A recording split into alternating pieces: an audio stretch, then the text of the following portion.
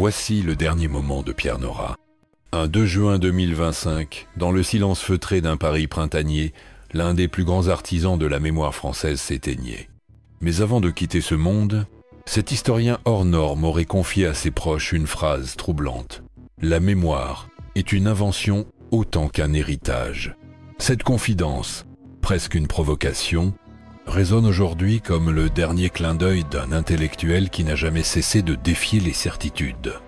Pierre Nora, figure tutélaire de la recherche historique, membre respecté de l'Académie française, n'était pas seulement un érudit, il était un architecte de la mémoire nationale.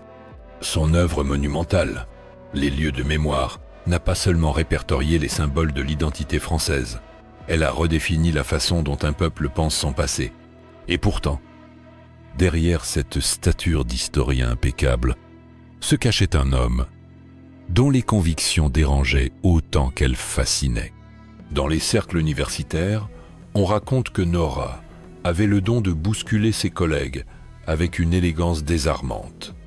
Ses séminaires étaient autant des leçons d'histoire que des mises en accusation, contre les illusions du roman national, contre la complaisance de la mémoire officielle, contre l'oubli qui se glisse dans les interstices de la modernité. Certains l'admiraient pour cette rigueur implacable, d'autres le redoutaient pour la même raison. Mais c'est sans doute dans sa vie personnelle que se trouvent les véritables zones d'ombre. Peu d'indices filtrent sur l'homme privé, un choix délibéré, presque une stratégie. Pierre Nora protégeait jalousement son intimité, refusant de transformer son existence en sujet d'étude. Pourtant, ceux qui l'ont côtoyé savent qu'il vivait dans une tension constante entre l'historien, gardien des traces, et l'homme, soucieux d'effacer ses propres empreintes. Le 2 juin 2025, lorsque la nouvelle de sa disparition a parcouru les rédactions et les réseaux sociaux, la France intellectuelle a ressenti un vertige, comme si un pilier invisible venait de céder. Les hommages officiels ont salué l'érudit, le penseur, l'académicien, mais derrière les mots polissés, une autre vérité circulait. Avec Pierre Nora disparaissait un esprit libre, parfois insoumis, qui n'avait jamais accepté que l'histoire se plie aux convenances. Et si son dernier message était justement un avertissement que la mémoire si chère à son cœur n'est jamais innocente? C'est cette interrogation, troublante et inachevée, qui hante encore ceux qui l'ont aimé, admiré ou redouté. Pour comprendre Pierre Nora, il faut d'abord comprendre la France dans laquelle il s'est imposé. Né en 1930 et dans une Europe encore marquée par les séquelles de la Seconde Guerre mondiale, il appartient à cette génération d'intellectuels façonnés par la fragilité des certitudes. La France des années 1950 et 1960 est en pleine recomposition, fin de l'empire colonial, guerre d'Algérie, montée des mouvements sociaux. Les historiens, longtemps gardiens du récit national, doivent désormais affronter un monde où l'histoire se fragmente, où les voix oubliées, immigrées, femmes, minorités, réclament leur place. C'est dans ce contexte que Pierre Nora forge sa singularité. Il se détourne de l'histoire purement événementielle, héritée des chroniques politiques et militaires, pour s'intéresser à la mémoire, ce que les peuples choisissent de retenir ou d'oublier. Ce choix, loin d'être neutre, dérange les tenants d'une histoire scientifique qui ne veut rien devoir à l'émotion ou au symbolique. Mais Nora sait que les nations ne vivent pas seulement de faits, elles se nourrissent aussi de mythes, de commémorations, de lieux sacrés ou profanes. En 1984, il lance l'entreprise titanesque qui fera sa renommée mondiale, les lieux de mémoire. Pendant près d'une décennie, il orchestre, avec une armée d'historiens, de sociologues et de littéraires, un inventaire des points de cristallisation de l'identité française, de la Marseillaise au Panthéon, des manuels scolaires à la cocarde tricolore, des noms de rues à la Révolution française. Ce n'est pas seulement un travail d'érudition, c'est une radiographie culturelle, une mise à nu des fondations imaginaires d'un pays. Le succès est immense, mais il n'est pas sans heurts. Certains accusent Nora d'avoir figé l'histoire dans une vision trop patrimoniale, presque muséale, éloignée des luttes sociales contemporaines. D'autres, au contraire, voient en lui un démolisseur des illusions nationalistes, un homme qui ose montrer que la mémoire est une construction mouvante, parfois falsifiée. Cette ambivalence est au cœur de sa carrière, toujours célébrée et contestée à la fois. Membre de l'Académie française à partir de 2001, Pierre Nora devient une figure publique incontournable. Ses interventions dans les débats sur la mémoire coloniale, la Shoah ou encore la transmission de l'histoire à l'école suscitent autant d'adhésions passionnées que de polémiques virulentes. Son ton, mesuré mais ferme, tranche dans un paysage intellectuel souvent clivé. Et derrière cette retenue apparente, il n'hésite pas à bousculer les certitudes. Il rappelle que la mémoire nationale ne peut être réduite à un catalogue officiel des gloires passées, qu'elle est faite aussi de blessures, d'injustices et d'oubli. Dans la culture française, il occupe une place paradoxale. À la fois gardien d'une tradition intellectuelle, héritier des Braudel, des Michelet et explorateur de terrains nouveaux où l'histoire croise la psychologie collective, il incarne cette tension entre héritage et rupture. Pour les jeunes chercheurs, il est un modèle. Pour certains politiques, une voix encombrante qui refuse de sacraliser le passé à des fins électorales. Le thème qui se dessine autour de Pierre Nora et qui guidera toute cette histoire est celui de la mémoire comme champ de bataille. Non pas un simple répertoire de souvenirs, mais un espace où se jouent des luttes de pouvoir, qui racontent, qui oublient, qui décident ce qui mérite d'être transmis. En consacrant sa vie à ces questions, il a donné à la France un miroir, parfois flatteur, parfois impitoyable. C'est précisément ce miroir, tendu au pays tout entier, qui fera de Pierre Nora un personnage à la fois vénéré et controversé. Et c'est aussi ce miroir qui, au soir de sa vie, pourrait révéler une vérité plus sombre, que la mémoire, en dépit de toutes les précautions savantes, est toujours vulnérable aux passions, aux idéologies, aux manipulations. L'histoire de Pierre Nora ne suit pas la courbe classique d'une ascension linéaire. Elle ressemble plutôt à une série de confrontations intellectuelles, chacune plus périlleuse que la précédente. Tout commence réellement dans les années 1960, lorsque Nora, jeune historien déjà remarqué, se rapproche de Fernand Braudel et des Annales. Mais, alors que l'école des Annales s'attache surtout aux structures économiques et sociales sur le temps long, lui sent que quelque chose échappe à cette grille d'analyse. L'épaisseur symbolique des lieux, des dates, des gestes collectifs. Cette intuition, encore marginale, le met en porte. À faux avec certains collègues. Pierre ne s'intéresse pas à l'histoire. Il s'intéresse aux symboles. Glisse un confrère, mi-ironique, mi-inquiet. Le tournant décisif se produit au milieu des années 1980. L'État français, en quête de repères identitaires dans une société qui se mondialise, multiplie les commémorations. Bicentenaire de la Révolution, centenaire de la Tour Eiffel, mémoire de la Résistance. Pierre Nora perçoit le risque, celui d'une mémoire officielle, fabriquée pour plaire, édulcorée pour rassembler. Il décide alors de lancer les lieux de mémoire. Ce n'est pas un livre, mais une véritable arche de Noé mémorielle, destinée à sauver de l'oubli tout ce qui structure, consciemment ou non, l'identité nationale. La réception est électrique, les journalistes s'enthousiasment, on parle de encyclopédie sentimentale de la France, de Bible des symboles.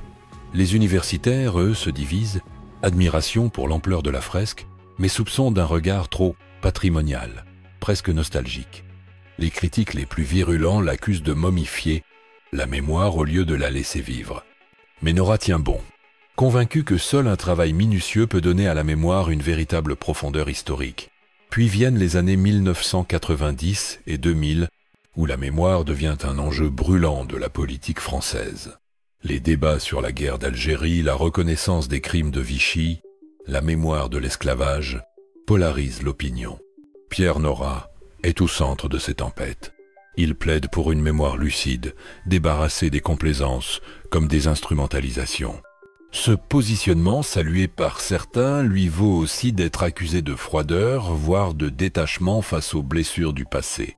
On ne cicatrise pas avec un scalpel d'historien, lui reprochent ses détracteurs. En 2001, il est élu à l'Académie française.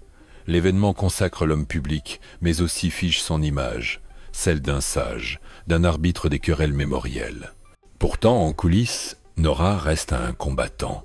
Ses prises de position sur l'enseignement de l'histoire à l'école déclenchent des polémiques.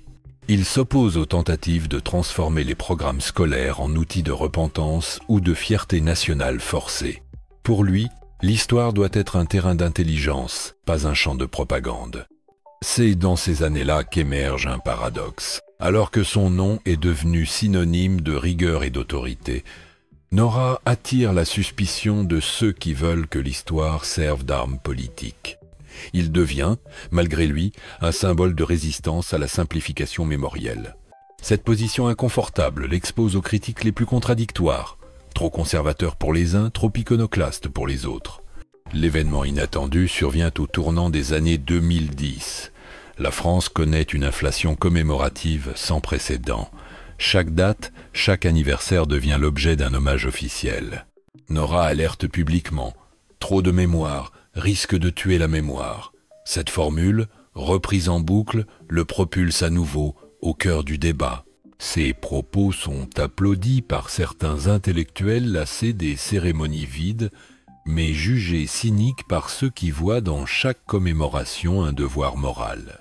Peu avant sa disparition, Pierre Nora aurait confié à un proche « La mémoire nationale est comme une vieille demeure. Si l'on repeint sans cesse les murs, on finit par oublier les fondations. » Cette image, à la fois poétique et inquiétante, résume son combat, protéger les racines tout en dénonçant les artifices. Au soir de sa vie, l'homme semble fatigué des batailles, mais pas vaincu. Sa mort, le 2 juin 2025, a eu l'effet d'un séisme discret. Pas de polémique immédiate, mais une profonde sensation de vide dans le monde intellectuel. Ceux qui l'avaient combattu reconnaissent qu'il incarnait une exigence rare. Ceux qui l'avaient suivi savent qu'ils perdent un guide précieux. Ainsi s'achève la trajectoire publique de Pierre Nora. Une vie entière passée à sonder la mémoire, à en célébrer la richesse, mais aussi à en dévoiler les manipulations. Et dans ce mélange d'admiration et de controverse, se trouve sans doute le plus fidèle reflet de son héritage. La mort de Pierre Nora, le 2 juin 2025, a provoqué une onde de choc silencieuse. Les médias se sont empressés de publier des portraits élogieux. Le grand historien de la mémoire, l'académicien visionnaire. Mais derrière ces formules convenues, des murmures circulaient déjà dans les cercles intellectuels, comme si le départ de Nora libérait enfin la parole sur certaines vérités longtemps tues. Depuis des décennies, Nora avait soigneusement entretenu une image d'érudit au-dessus des passions partisanes. Mais ceux qui l'avaient côtoyé savaient que cette neutralité apparente était le fruit d'un choix stratégique, parfois douloureux. Derrière les portes closes des séminaires, il n'hésitait pas à exprimer des positions tranchées, voire provocatrices. Sur la mémoire coloniale, il aurait confié « On ne répare pas l'histoire avec des lois ». Sur la guerre d'Algérie, les blessures sont trop profondes pour que l'État s'en mêle autrement qu'avec pudeur. Des phrases qui, prononcées en public, auraient pu déclencher de violentes polémiques. Une anecdote, longtemps gardée secrète, remonte à la surface après sa mort. En 2005, alors que le gouvernement débat d'une loi visant à reconnaître le rôle positif de la colonisation, Pierre Nora aurait été approché pour soutenir publiquement le texte. Sa réponse, sèche et définitive, « Je ne signe pas les certificats de complaisance ». Cette prise de position, tenue discrète à l'époque, avait valu à Nora de perdre certains appuis politiques. Mais elle révèle un homme prêt à sacrifier des relations influentes pour rester fidèle à sa vision de l'histoire. Dans les couloirs feutrés de l'Académie française, il n'était pas rare qu'il se heurte à ses pairs. Non pas sur des querelles d'ego, encore que, mais sur la façon dont la mémoire devait être abordée dans l'espace public. Certains académiciens le jugeaient trop méfiant envers les commémorations officielles, lui répliquaient que la mémoire ne doit pas devenir un spectacle. Lors d'un dîner privé, il aurait lancé « La mémoire est comme le vin, à force de la servir tiède et diluée, elle perd son goût ». Les révélations les plus troublantes concernent toutefois sa propre vie personnelle. Si Nora a passé sa carrière à exhumer les traces du passé collectif, il a tout fait pour effacer les siennes. Peu de photos familiales circulent, presque aucune confidence intime. Un choix que certains interprètent comme une manière de se protéger. D'autres y voient une contradiction. Pourquoi exiger des nations qu'elles dévoilent tout si l'on refuse de se dévoiler soi-même? Après sa mort, quelques lettres privées laissent entrevoir un homme traversé par le doute, hanté par la peur que son œuvre soit un jour mal comprise ou récupérée. Les réactions à sa disparition reflétaient cette complexité. Les plus grands quotidiens français lui ont consacré des pages entières. Les universités ont organisé des colloques en urgence pour lui rendre hommage. Mais sur les réseaux sociaux, la tonalité était plus contrastée. Des voix plus jeunes, issues des mouvements militants, rappelaient qu'il s'était souvent opposé aux lois mémorielles, ce qui le plaçait en désaccord avec certaines revendications de reconnaissance historique. Un grand historien, mais pas toujours du côté des victimes, écrivait une militante. La vérité noire, celle que peu osent formuler, et peut être la suivante. Pierre Nora ne cherchait pas à consoler, mais à comprendre. Et cette posture, dans une époque avide de réparation symbolique, peut paraître froide, voire cruelle. Mais pour lui, céder à l'émotion revenait à trahir la vérité historique. Un choix qui lui a valu autant de respect que d'inimitié durable. Lors d'une émission télévisée rediffusée après sa mort, on l'entend dire « Rappelez-vous ce que vous avez vécu, mais rappelez-vous aussi pourquoi vous l'avez vécu ». Cette phrase, passée presque inaperçue à l'époque, prend aujourd'hui des allures de testament intellectuel. Elle résume la conviction qui l'a guidé. La mémoire n'est pas un musée figé, mais un chantier vivant, dangereux, conflictuel, indispensable. Dans cette lumière, l'hommage unanime rendu à Nora semble presque ironique. Lui qui s'est toujours méfié des consensus posthumes est désormais encensé par tous. Être aurait-il préféré que l'on continue à se disputer autour de ses idées, plutôt que de les figer dans une admiration polie. Mais c'est là le paradoxe des grands esprits. Ils sont souvent plus dérangeants vivants que regrettés morts. Et si la véritable zone d'ombre de Pierre Nora, c'était cette inquiétude que son œuvre, après lui, soit lissée, neutralisée, vidée de sa charge subversive. Dans l'esprit de cette chaîne, Pierre Nora appartient à cette catégorie rare d'intellectuels qui ont su marier érudition et audace. Il n'a pas seulement étudié la mémoire, il l'a façonnée, parfois même contre les courants dominants. Son œuvre n'est ni un simple catalogue d'objets historiques, ni une série d'essais académiques, elle est une invitation à réfléchir à ce que nous choisissons de retenir et à ce que nous acceptons d'oublier. Notre regard sur lui est double. D'un côté, l'admiration est évidente, l'envergure intellectuelle, la cohérence de la démarche, la capacité à rester indépendant dans un univers académique souvent soumis à des modes idéologiques. Peu d'historiens auront autant influencé la manière dont un pays pense son passé. Les lieux de mémoire ne sont pas seulement un ouvrage majeur, c'est une référence mondiale, traduite, commentée, imitée. De l'autre côté, il serait malhonnête de passer sous silence certaines limites. Pierre Nora, par sa prudence vice des lois mémorielles et des excès commémoratifs, a pu apparaître comme distant, voire insensible aux souffrances que la mémoire cherche parfois à réparer. Son refus d'utiliser l'histoire comme un outil de reconnaissance politique l'a mise en porte, avec des générations plus militantes, qui attendent des intellectuels qu'ils prennent position de manière explicite. Mais c'est précisément cette tension qui fait la richesse de son héritage. Nora a toujours insisté sur le fait que la mémoire est un terrain miné.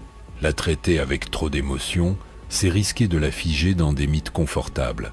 La traiter avec trop de froideur, c'est se couper de son rôle fédérateur. Lui a choisi de marcher sur cette ligne étroite, quitte à susciter l'incompréhension. En tant que chaîne, nous voyons dans cette posture une leçon pour aujourd'hui. À l'heure où les réseaux sociaux transforment chaque événement en commémoration instantanée, où la mémoire se consomme à la vitesse des hashtags, l'exigence de Nora, lenteur, précision, recul critique, résonne comme un antidote salutaire. Mais c'est aussi un avertissement. La mémoire peut être instrumentalisée aussi facilement qu'elle peut être oubliée. Alors, comment se souvenir de Pierre Nora, comme d'un savant austère, comme d'un éclaireur visionnaire, comme d'un empêcheur de commémorer en rond, sans doute un peu tout cela à la fois. Sa disparition ne marque pas seulement la perte d'un homme, elle ouvre une période où ses idées seront plus que jamais nécessaires pour naviguer entre mémoire et manipulation. Et vous, que retenez-vous de Pierre Nora? Sa rigueur? Sa méfiance envers les illusions? Ou cette idée, presque provocatrice, que la mémoire est toujours un choix?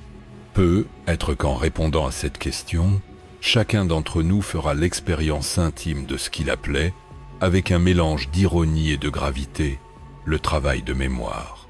Il y a des histoires qui se referment comme des livres rares, laissant dans l'air un parfum de papier ancien.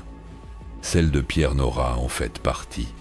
Aujourd'hui, en évoquant son nom, on revoit cette silhouette discrète. Ce regard à la fois curieux et scrutateur, comme s'il cherchait dans chaque visage une trace de mémoire encore intacte. On pourrait croire que son héritage se résume à des volumes savants, à des bibliothèques entières consacrées aux lieux de mémoire. Mais ce serait le réduire à une somme de pages. Ce qu'il laisse derrière lui est plus subtil. Une manière de regarder le passé avec lucidité, d'écouter le silence entre les dates, de comprendre que l'histoire n'est pas seulement ce qui s'est passé, mais aussi ce que nous décidons d'en faire. Les générations futures trouveront peu être dans son œuvre un guide pour résister aux emballements de la mémoire numérique où tout devient instantanément commémoré, puis aussitôt oublié. Elles y verront l'exigence d'un homme qui ne voulait pas céder à la facilité du souvenir consensuel et qui préférait les vérités rugueuses aux mythes confortables. Dans un monde où l'on érige des statues le matin pour les déboulonner le soir, Pierre Nora restera celui qui nous rappelle que la mémoire est vivante et qu'elle exige respect, patience, vigilance. Ses écrits ne sont pas des monuments figés. Ils sont des sentiers qu'il faut emprunter, quitte à se perdre un peu, pour mieux comprendre d'où l'on vient. Et maintenant que sa voix s'est tue, on réalise à quel point elle comptait. Il ne nous dira plus « Rappelez-vous ce que vous avez vécu », mais nous l'entendrons encore au détour d'un livre, dans une archive audio ou au cœur d'un débat animé. Car il appartient à cette race d'esprit qui continue de nous parler bien après leur départ. Il y a des histoires qui n'ont jamais été racontées, mais maintenant vous les connaissez. Et peut-être qu'en vous souvenant de Pierre Nora, vous vous souviendrez aussi de cette idée essentielle, que la mémoire n'est pas un musée, mais un dialogue ininterrompu entre hier et aujourd'hui.